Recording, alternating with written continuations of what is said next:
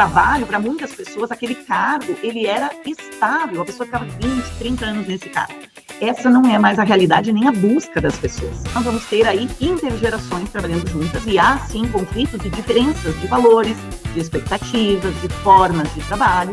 É que existe uma tendência que nós temos de querer colocar o engajamento como uma fórmula que do dia para a noite a pessoa se torna engajada.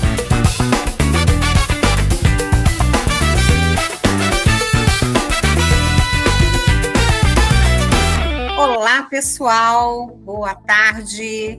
Muito obrigada mais uma vez pela tua inscrição, pela tua participação aqui na live da Universa. E hoje nós temos uma pauta impressionante, uma pauta recorrente e que está tirando o sono de muita gente que está aí na direção, na gestão das empresas. Engajamento.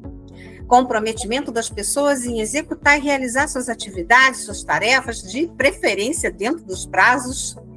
E nós temos aqui hoje a presença, a companhia da Mirela Verde, especialista em engajamento, liderança sistêmica, autoconhecimento e aprendizagem geracional na Universa.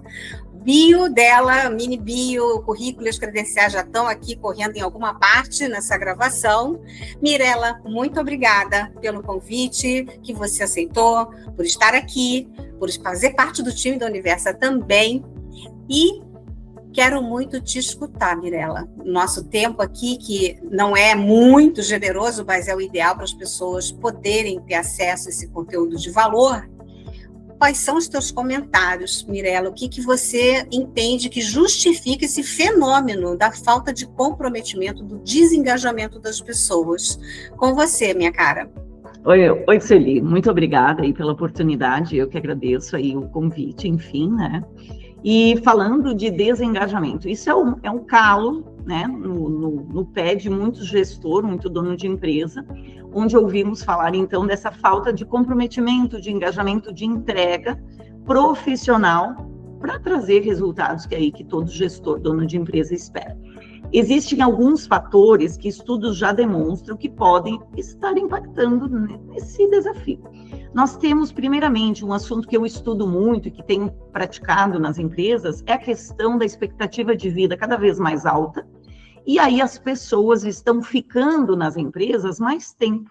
E o que acontece? Nós vamos ter aí intergerações trabalhando juntas, e há, sim, conflitos e diferenças de valores, de expectativas, de formas de trabalho, e existe aí um desafio, então, para o gestor, para o líder e para o próprio profissional.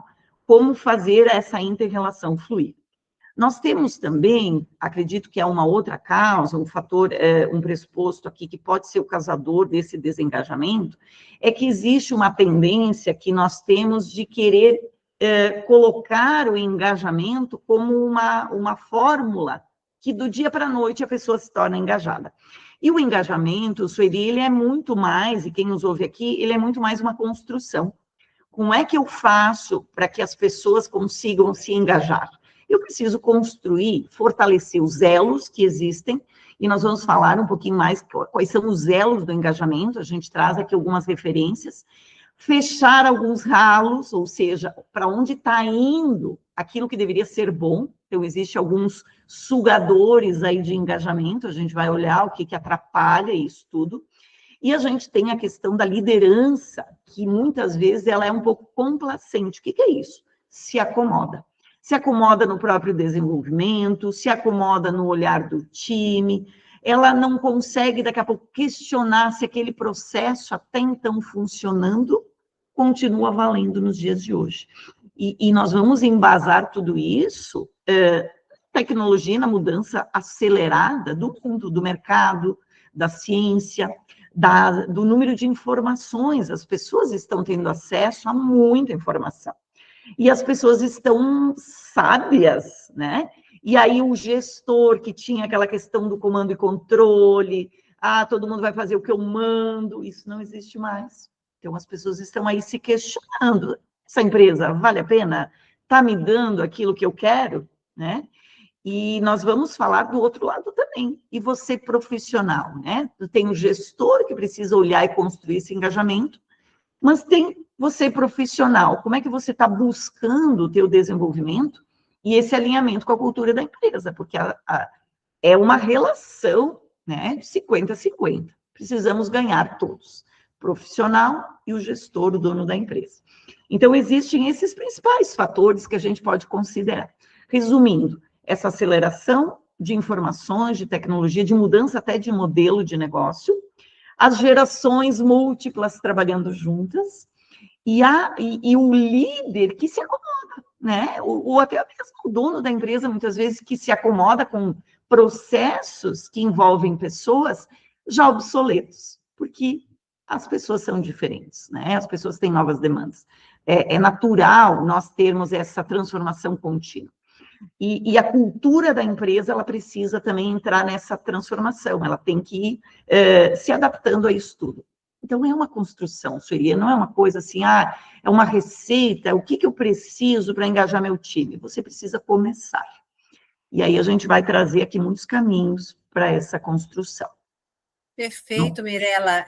Os comentários que a gente tem recebido e acompanhando também, né, dentro da nossa intervenção, dentro da nossa presença nas empresas, é de que essa percepção do desengajamento de colaboradores, como você muito bem colocou, não está relacionado a uma faixa etária, a uma geração. Não dá para falar que é X, Y, A ou Z.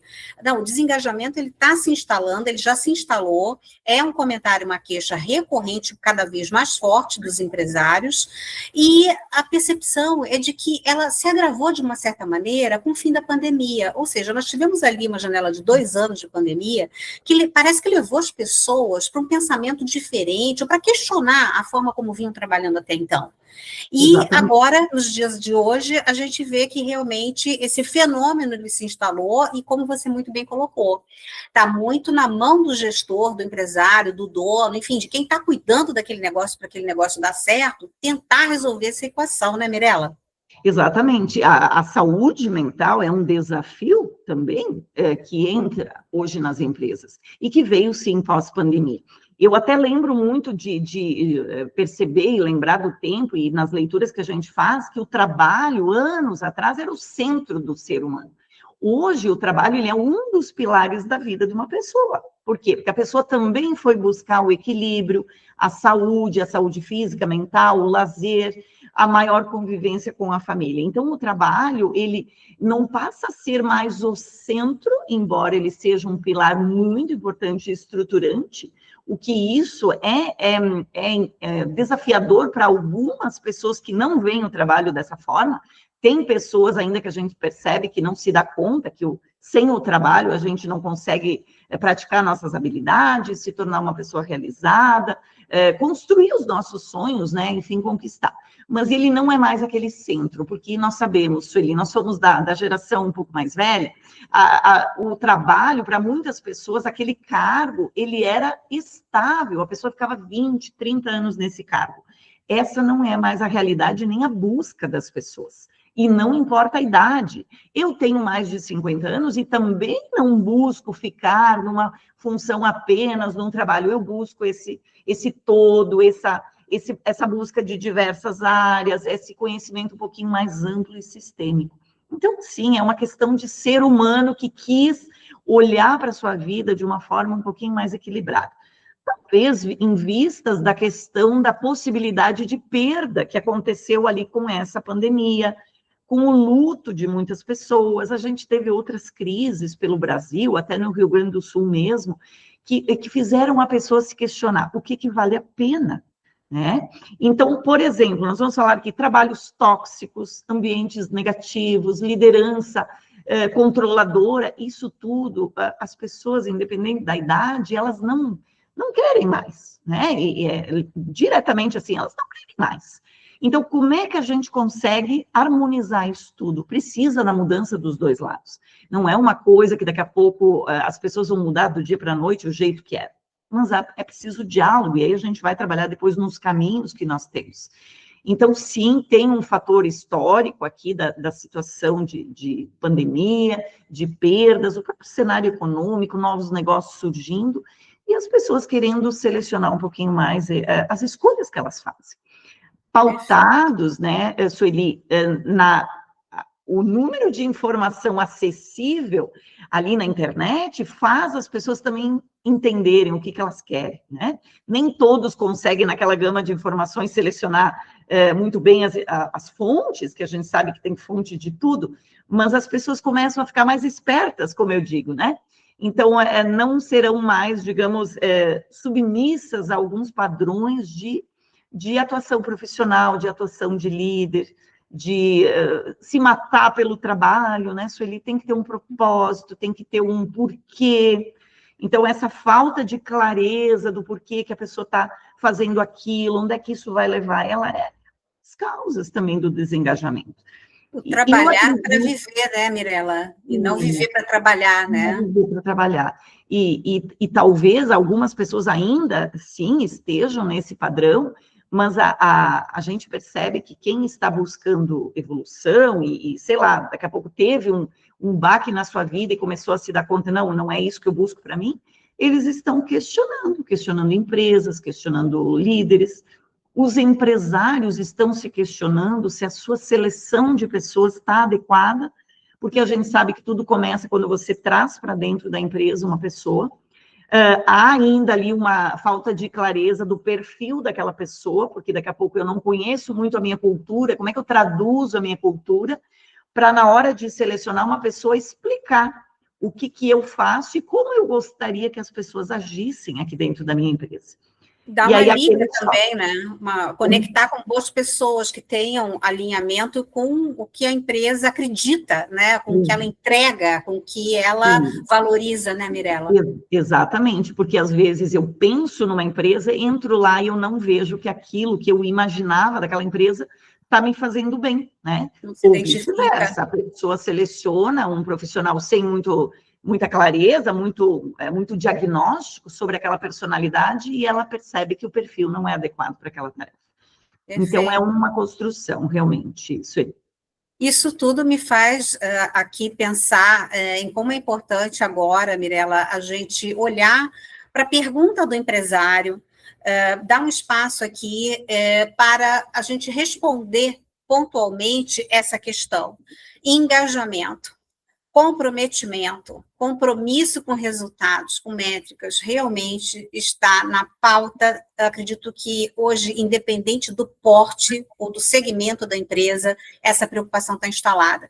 Vamos aproveitar, então, Mirela, nesse momento, para chamar aqui a pergunta do Tiago Azevedo. Tiago, empresário da Tertec, uma indústria, um fabricante de componentes para a indústria, é de Caxias do Sul e presidente também da Associação Microempa, que representa micro e pequenas empresas da região da Serra Gaúcha. Vamos trazer aqui a pergunta do Tiago, que foi escolhida, selecionada para nos apoiar aqui, para no segundo bloco você conseguir desenvolver aqui as orientações, Mirela, de como lidar com esse fenômeno e minimizar, mitigar esses impactos. Vamos escutar a pergunta do Tiago.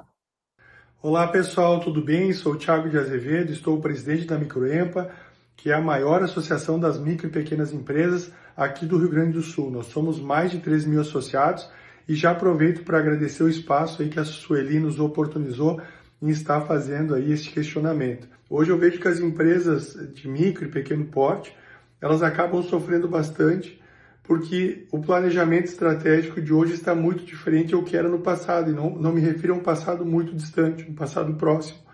Antigamente nós conseguimos fazer um desenho no planejamento estratégico lá de 5, de 10 anos, e a cada ano a gente fazia algumas revisões, algumas correções de rota e estava tudo bem. Só que hoje o que acontece? A gente não está conseguindo fazer esse desenho porque nós temos essa situação de profissionais que entregam cada vez menos, assumem menos responsabilidades e acabam sobrecarregando poucas pessoas, inclusive a própria gestão da empresa, a direção da empresa, que acaba entrando muito no operacional. E qual é a dor que a gente acaba conversando? Que a cada momento surgem novos focos de incêndio e tu acaba tendo que ir lá e atacar esses focos de incêndio.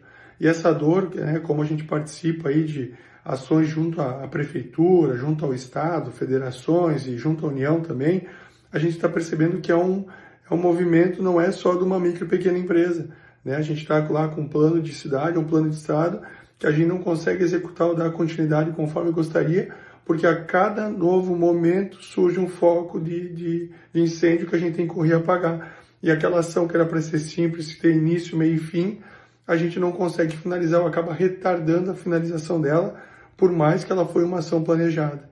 O que tu teria a nos dizer sobre esse tema? Que pergunta valiosa essa do Tiago, totalmente alinhada com o nosso tema aqui e apoiando bastante agora, Mirela, a sua orientação. Minha cara, te convido aqui a desenvolver algumas orientações para lidar com esse fenômeno, para mitigar causas e consequências. O que você orienta as micro, pequenas e médias empresas nesse sentido, Mirela? Ok, importante aí no início do áudio, da fala do Tiago, ele fala da questão da velocidade com que se faz o planejamento estratégico. E eu fui da época em que realmente se fazia planejamento de 5 a 10 anos. Então, ali já se alinha com a minha fala anterior da velocidade das informações. Para sobreviver, o que a gente precisa? Aí vem Darwin, a gente precisa se adaptar, estar flexível. E como é que a gente consegue aprender rapidamente a entrar nesse processo? E aí tem a questão dos focos de incêndio. Como ele disse, muitas vezes tu não consegue atuar no estratégico, que nasce ali do planejamento, que é aquela visão um pouco mais de médio e longo prazo, porque tu está precisando apagar aí todos os incêndios, as questões diárias que acontecem, muitas vezes operacionais, que travam aí o processo. Mas aí eu faço um contra-questionamento aqui para o Tiago e para os gestores, que é a questão seguinte: desenvolvimento de pessoas, a mudança comportamental de líderes e gestores diante da força de trabalho, que é esse ser humano que vem mais exigente, que vem multigeração, que vem com novas demandas.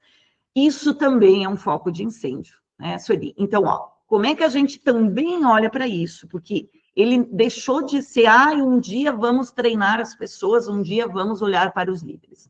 As pessoas embasam todos esses focos de incêndio, aquilo que está funcionando e aquilo que não está. Existem pessoas por trás da empresa de tudo isso. Vem um conceito bem interessante, não é novo, mas ele é mais recente, da liderança ambidestra. O que é isso? A gente precisa aprender a gerenciar o operacional, mas também o estratégico. Só que nós não vamos tirar os líderes ou a força de trabalho lá do operacional, daqui a pouco de uma indústria, de um processo mais produtivo. Nós vamos precisar ter times engajados e direcionados para cada uma dessas partes. Quem na minha empresa está olhando para frente, para a inovação, para a mudança, para o desenvolvimento de novos líderes, de pessoas, e quem está precisando, sim, ficar no operacional. E a gente precisa trabalhar. O malabarista do gestor, né, ele vai ter que se puxar, porque realmente as duas coisas não vão ficar esperando uma pela outra. Então, a gente tem que ter, sim, novas habilidades. A gente, talvez, o grande desafio aqui é desaprender a forma como a gente vinha fazendo essa gestão e reaprender uma forma diferente. Aos poucos, como eu disse, é uma construção. Então, trazendo aqui um pouco, tem um incêndio, as pessoas também é o foco de incêndio, a gente precisa olhar para elas, precisa entender quem é o meu time, eu preciso fazer esse povo me ajudar a apagar o incêndio e também gerir aquilo que está ali andando, que está funcionando. A gente tem sim que andar com planejamento, a gente precisa olhar para frente, mas eu preciso redividir melhor os papéis daqui a pouco dentro da minha empresa, seja ela de 5, 10, 15, 300 funcionários. Como é que eu estou olhando para a minha equipe? Então, eu trago, talvez, alguns caminhos. Primeiro, a gente pode refletir um pouco dessa questão do líder que está um pouquinho complacente, ou seja, ele estava ali sem questionar os atuais processos, daqui a pouco ele está evitando aquelas conversas difíceis com o time, aquele funcionário que não está muito bom, ele dizia, eu não tenho tempo para isso agora, né? O Tiago está dizendo, eu preciso apagar o fogo, e aí aquela pessoa, ela fica aí dentro, daqui a pouco contamina, e a gente não está querendo falar mal disso, eu não estou olhando e dando atenção para aquilo que precisa ser visto em termos humanos. Então, aqui a gente está entrando na área de pessoas. Como é que a gente olha, independente do cargo, para essa pessoa e começa a perceber se ela está entendendo o que ela precisa fazer? Aí tem que ter uma clareza de propósito, de metas. Se ela está sendo ouvida, porque as pessoas querem se sentir pertencentes. Se esse líder ele está conseguindo perceber se essa pessoa está no lugar certo, ele precisa trabalhar um diagnóstico de perfil, precisa olhar para o time como um todo, fazer diálogos mais frequentes. Aquele feedback que a gente sabe que para muitas empresas é cumprir um protocolo, um papel, uma vez por ano, né? Como é que ele transforma aquela reunião de feedback num diálogo onde a pessoa sai daí com ações, ela sai daí com uma rota de crescimento. O líder, com humildade, consegue perceber onde que ele pode estar mudando. Então, tu entende que são diálogos e encontros humanos para falar, sim, de operação, mas para falar de engajamento, de humanidade, de troca, de responsabilidade, que são os grandes elos. Aqui eu trago alguns elos e eu vou trazer um livro muito bacana, que é Gestão com Propósito, do Rafael Takei, e ele começa falando ralos do engajamento, ou seja, aquilo que vai corroer a dedicação que o teu funcionário pode ter no dia a dia. Daqui a pouco, do teu líder, você dono de empresa. E ele fala, a pior coisa é você deixar as pessoas frustradas. Sabe aquele líder que tem um bom discurso, mas que na prática não está alinhado com o discurso?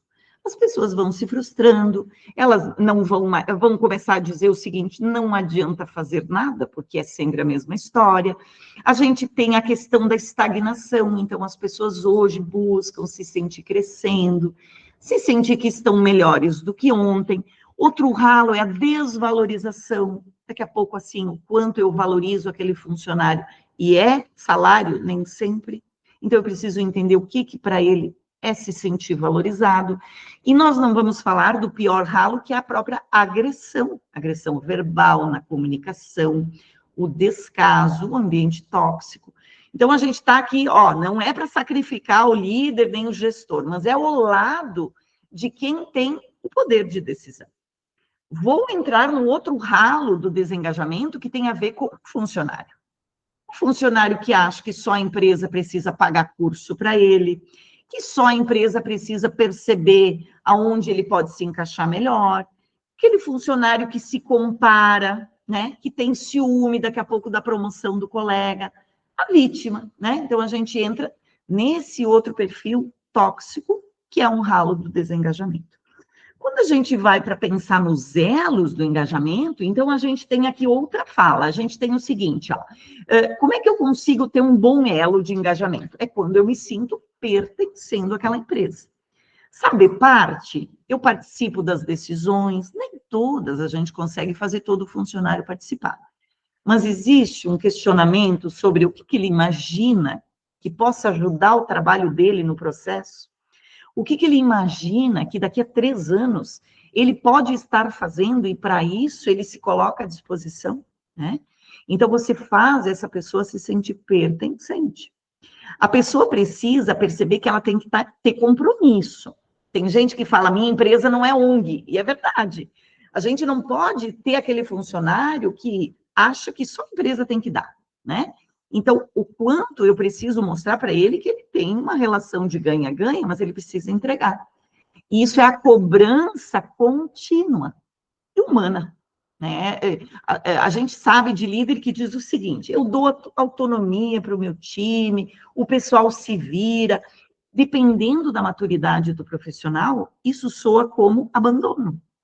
Gera insegurança, né? Porque a gente tem que ter uma liderança um pouquinho mais situacional, dependendo da maturidade do profissional, fica mais junto, deixa ele um pouquinho mais solto. Líder precisa amadurecer nesse ponto, né? Então, a gente tem isso aí. Elo que liga é mostrar o compromisso, mas também mostrar que ele pertence para a empresa, não deixar nenhum ralo de desmotivação levar embora aquilo que ainda existe. Tem uma fala, eu não lembro a fonte, que diz que o desengajamento, ele é silencioso. Quando você vê, você perdeu a pessoa ou o resultado, né? E aí, até você buscar e descobrir onde que começou tudo isso, você tem um caminho mais longo para fazer o conserto dessa situação, a manutenção desse engajamento. Eu não sei se fez sentido até aqui, Sueli, se tu quer colocar mais alguma coisa, aí eu tenho um último caminho, assim, que pode ajudar também. Super fez sentido essa questão também do funcionário, né? Expectativas do funcionário, expectativas da empresa. Se não existe uma jornada do colaborador bem desenhada, um onboarding digno, né? Com uma descrição de perfil, de cargo, de função, responsabilidades, atribuições, se isso não tiver dominado pela empresa para ela contratar bem e dar o match, né? Que a gente chama, né? Dar aquele clique, trazer a pessoa certa para embarcar, realmente já começa torto, né? E a tendência não é melhorar e nem se corrigir sozinho, é piorar. E aí se chega nesse nível de desengajamento generalizado, né, Mirela? Isso também faz parte, né?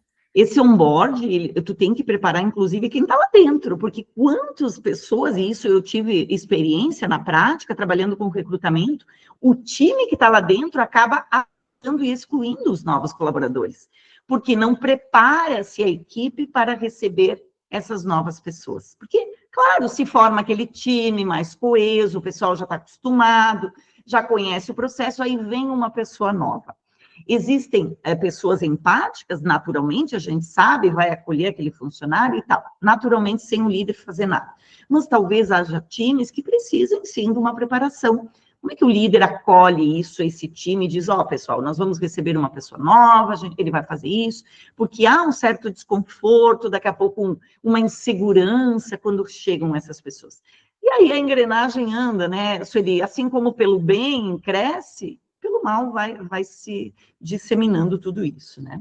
Então, para a gente finalizar e tentar pensar, porque é importante a gente trazer algumas metáforas para ficar um pouquinho mais didático, né? Quando eu trago... mais leve, né? Mais leve. Isso mais aí, leve, porque esse assunto realmente... Não é muito fácil a gente falar disso, porque não é muito difícil. Palpável, né? O ser humano, ele não é lógico, assim, né? Então, eu trago essa obra do Takei, que é o Liderança com Propósito. Eu trago uma obra bem bacana, depois até, não sei se no vídeo tu vai conseguir mostrar, do Sandro Magaldi e do Salib Neto, que é a arte de fazer perguntas transformadoras.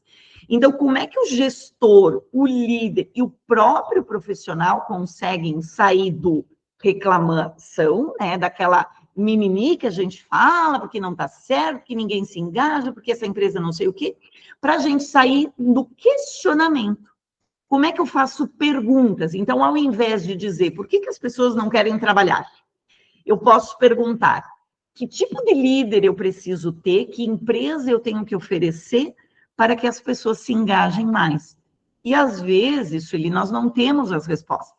Mas no fato de você fazer uma pergunta, você provoca todo o teu ser para o movimento de buscar a resposta. Isso é científico, né? O cérebro, quando você faz uma pergunta, ele vai querer achar a resposta.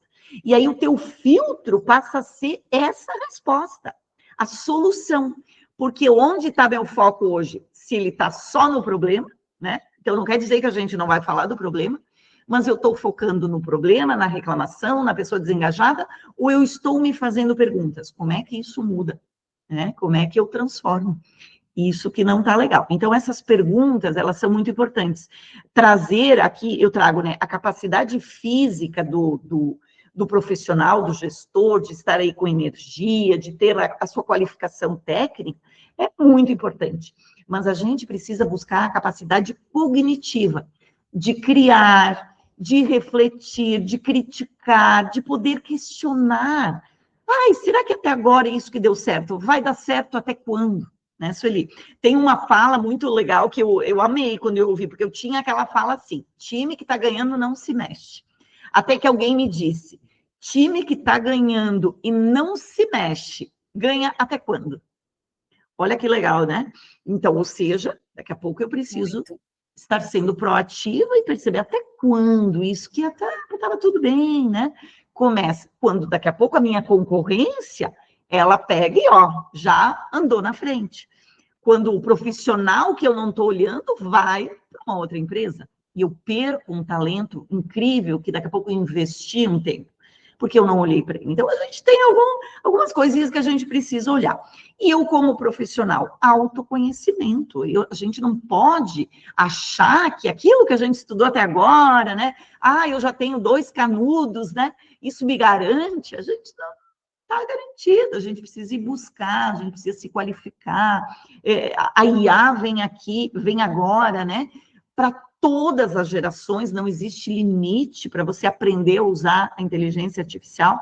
Como é que eu estou nisso? Né? Então, a gente precisa se questionar, como é que eu entro nesse trem que está andando, talvez ele não pare, né, e a gente tem que se jogar e dizer, eu quero andar junto com esse crescimento, porque todo mundo quer sucesso de alguma forma, mas a gente precisa ter um sucesso alinhado com os nossos valores. Então, ele não é mais o sucesso por sucesso, pelo salário, talvez pelo status, ele é muito mais intrínseco, né? Aquela motivação que eu preciso me sentir bem com aquilo que eu estou fazendo. E eu falo também em termos de dono de uma empresa. Pergunta para ti, dono de empresa e líder, você ama essa empresa? Você gosta de ser o empresário que você é? Você entende que você tem um propósito? Se você diz sim para tudo isso, a tua turma vai andar contigo. Agora, eu já conheci pessoalmente, Sueli, e o povo que está vendo aqui, tá? Eu já conheci pessoalmente um gestor que chega para mim e diz, eu não sei o que tem que o pessoal não está engajado. E eu fui perguntando e conversando, e ele disse, mas é que eu quero vender a minha empresa. Eu estou querendo ir pescar, eu estou inventando aqui um pouquinho a justificativa dele. Ou seja, ele já não estava mais engajado com o negócio. Inconsciente ou conscientemente, o time já sentiu isso, né? Então, é isso que a gente precisa se perguntar. Como eu estou no meu engajamento? Seja o papel que eu esteja exercendo dentro daquele negócio. Não sei se fez sentido, Sueli, tu pode contribuir, que eu sei que tu tem... Super sentido, Mirela. E, assim, toda a tua fala aqui revela questões, primeiro, realistas. Tudo que você falou aqui vai bater do outro lado e vai fazer sentido para quem está assistindo. 2, o que fica aqui de forte é que tem jeito. Tem, com certeza. Tem cura. E entender que as pessoas precisam ter aderência com o negócio, precisam acreditar no negócio, precisam ter fé no negócio e acreditar também que não importa o tempo que ela permaneça, mas esse é um capítulo nobre e digno da própria biografia dela. É enganoso achar que está trabalhando para alguém, né? Que está trabalhando para enriquecer alguém. Ali você está, além de gerando sua própria renda, para pagar suas contas e ser feliz, você está escrevendo as suas credenciais para o futuro. É um palco, é uma oportunidade, é um capítulo de um livro gigante que a pessoa está escrevendo, que a gente não sabe nem quando vai acabar, né? Mas que precisa ser escrito com satisfação, com gosto, com fé, né? Com propósito. Perfeito. Então, esse alinhamento é muito importante, né? Muito, e quando a pessoa ela está usando o seu potencial, o seu talento no trabalho, na vida dela, ela se torna uma pessoa mais feliz. Isso é cientificamente comprovado. E a gente floresce, né? A psicologia positiva fala muito que é o florescimento. Ao passo que se eu bloqueio isso, se eu realmente começo a murchar, a minha vida se torna uma vida sem sentido mais, né? Então, perfeito isso, é uma história. Quando a gente olha por esse olhar que você fala, Sueli, tudo se torna um pouquinho mais claro e você começa a ver os caminhos realmente da solução. Eu sou uma pessoa com muita esperança, Sueli. Eu acredito no ser humano, acredito que nós podemos sim melhorar. Muitas vezes nós precisamos do apoio, né? Das pessoas que deram aquela caminhadinha um pouquinho maior. E aí a gente vai ter essas parcerias que vão nos ajudar, então, a sair desse momento desafiador que a gente está falando de engajamento de pessoas, né? Perfeito, Mirela. Nós estamos concluindo, quero muito te convidar agora, nessa fase final do nosso encontro, para falar qual é o apoio, além dessa fala, dessa generosidade, né, de contexto, o que mais você pensou para apoiar quem está nos assistindo, a dar esses primeiros passos, a fazer essa reflexão mais aprofundada sobre o que a empresa está fazendo hoje para, primeiro, atrair as pessoas certas e, segundo, né, mantê-las felizes, satisfeitas e produtivas e melhorando essa taxa de engajamento.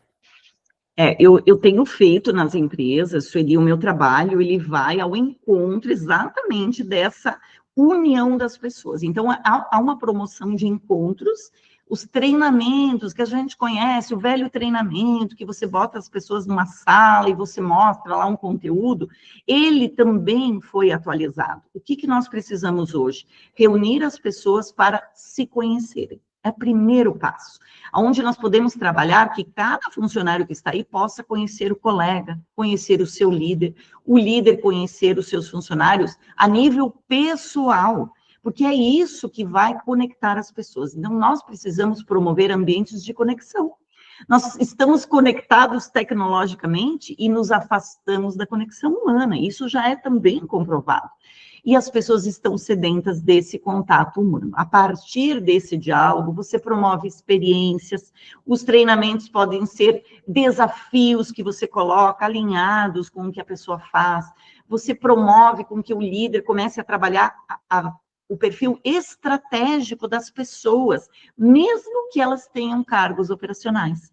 Um exemplo, você vai pegar um operador e você vai pedir para ele como que ele se imagina daqui a 5 anos dentro dessa empresa. Ele gostaria de mudar de função? Como que essa empresa está ajudando ele na vida pessoal? Quando você faz esse tipo de pergunta, as pessoas começam a pensar. E é incrível, se eu vejo na prática, as pessoas me agradecem, inclusive, porque elas me dizem, eu nunca tinha pensado sobre essa ótica. Assim como os líderes. Então, a promoção do encontro e da experiência, através de perguntas, de questionamentos, é a base dos treinamentos que eu desenvolvo. Quando você fala de liderança, você precisa olhar para ele individualmente, aí entram as mentorias, trabalhando nele propósito, o alinhamento com a cultura da empresa, a gente vai buscar que ele ouça ele mesmo sobre a trajetória profissional que ele teve. É incrível como as pessoas esquecem o que elas já viveram. E quando você traz isso para aquele momento dele, ele entende o porquê que ele está aí. E por que daqui a pouco tem alguma coisa que parou, porque ele deixou de fazer, daqui a pouco o que ele fazia, ele era um buscador, ele era curioso, ele estudava, e de repente ele parou, acomodou, natural, às vezes, dependendo da fase da vida. Mas aí você dá aquele empurrãozinho e vamos lá, peraí, que agora... né? Isso, dá um despertar, e aí a mentoria, ela ajuda nisso. E, claro, o encontro depois com o líder e com esse time.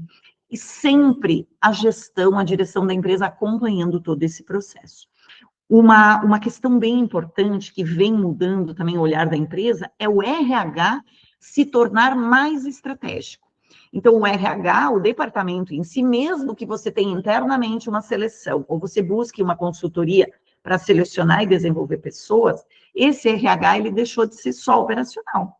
Aquelas rotinas de departamento e tal. Ele precisa andar junto com a direção, para quê? Para olhar para as pessoas de outra forma, baseado na realidade que nós estamos vivendo. Intergerações, o uso da tecnologia, a gama de informações enchendo a cabeça das pessoas. Como é que a gente ajuda essas pessoas a tomarem boas decisões, né? Então, eu acredito que é em cima disso, e é o trabalho que eu venho fazendo, e tendo um resultado muito grande. Mas, Sueli, não é uma coisa pontual. Então, como eu digo, desenvolver pessoas passa a ser estratégico. E toda estratégia, você não faz um ano e no outro você para, você continua. Então, é um processo contínuo, algumas empresas ainda não amadureceram para isso, elas ainda olham muito, o custo, né? Quando você vai avaliar o custo por funcionário de uma mentoria e treinamento, o número é, ridículo, Sueli. Que você pensa, eu não acredito que por esse valorzinho eu não estou qualificando a minha equipe, né? Então, ele engajando é um valor... mais as pessoas, né? E vivendo esse problema de desengajamento crônico que compromete totalmente a produtividade, as métricas, né? Os resultados da empresa. Vermelho Perfeito, lá no final Mirela. é muito maior, exatamente. Exatamente. Perfeito. Mirela, aqui, para nós encerrarmos, eu vou deixar registrado aqui o teu e-book, Ótimo. Com as melhores práticas, as melhores recomendações que você aqui generosamente esclareceu, entregou. É um e-book objetivo, né, Mirela? Exatamente, onde eu vou dar mais ou menos essas dicas, esses caminhos possíveis de investir nas pessoas para que possam, então, construir esse engajamento. Perfeito. Mirela, mais uma vez, muito obrigada. Deixo aqui o meu agradecimento incrível a tua fala, a clareza, a propriedade com que você entrega e desenvolve, a tua autoridade. Agradecimento ao Tiago Azevedo também, que contribuiu e enriqueceu aqui a nossa live com uma pergunta de ouro. E a você, que nos prestigiou, escreveu, assistiu e agora vai pensar a respeito de engajamento com outra perspectiva e com a ajuda do e-book da Mirella e os contatos também, que vão ficar aqui para quem tiver interesse em conhecer melhor o trabalho dessa profissional, dessa especialista incrível. Muito obrigada a todos, pessoal. Até a próxima. Muito obrigada. Até mais.